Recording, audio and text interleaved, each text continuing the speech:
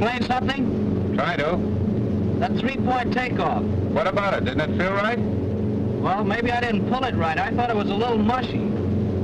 Isn't it better with the tail up? Well... And what about the stall hazard? Maybe we'd better figure it out on paper.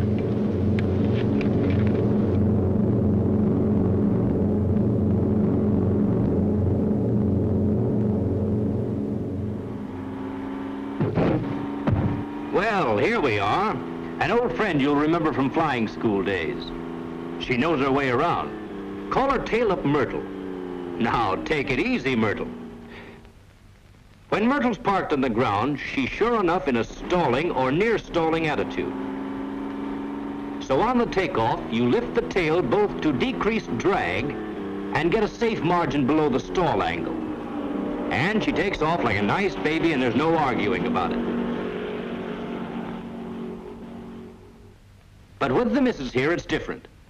In the three-point position, she's already in a flying attitude. On the takeoff run, the relative wind's parallel to the ground. So say the ground makes one leg of your angle of attack. Chord line makes the other leg. Angle of attack in three-point attitude, about 10 degrees.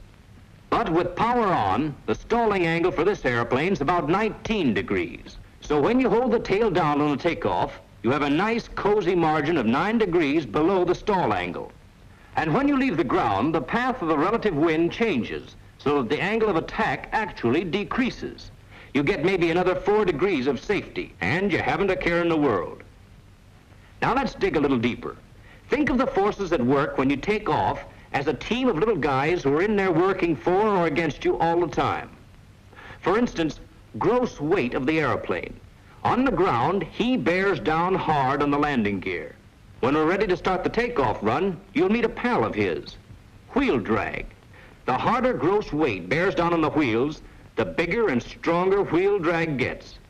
That's definitely not good, especially if your runway's soft or slushy. Think of lift as a kind of muscle man working from the wings, pulling up gross weight. Speed makes him pull harder. An increase in the angle of attack also makes him pull harder. Get the relationship between lift, weight on wheels, and wheel drag. The more lift, the less weight on wheels. Less weight on wheels, smaller wheel drag. Then, of course, there's thrust. He's your power. And aerodynamic drag. He's with you all the time, except when you're parked on the ground. Now, let's try to visualize what happens on a two-point takeoff. At the start of the run, lift increases steadily. Lift takes more and more weight off the wheels. Taking weight off the wheels steadily reduces wheel drag. Then, just when things are looking good, you lift the tail. Angle of attack decreases. That cuts down lift. Lift lets weight go back down on the wheels, and wheel drag increases again. Aerodynamic drag is cut a little, but not enough to compensate for the extra wheel drag. Speed still won't build up as fast as it would with the tail down.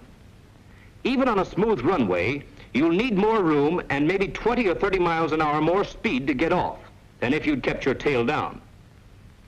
If the runway's messed up with mud or slush or water, maybe you won't get off at all in the space you have. But keep the tail down. Take advantage of the three-point angle of attack, and lift goes to work on gross weight right away. Wheel drag gets smaller and smaller. You'll be airborne at maybe 100 miles an hour, and without using up all your runway. And that's something to remember when you're lined up on a nice homemade strip in the jungle, with mud underneath you and trees dead ahead.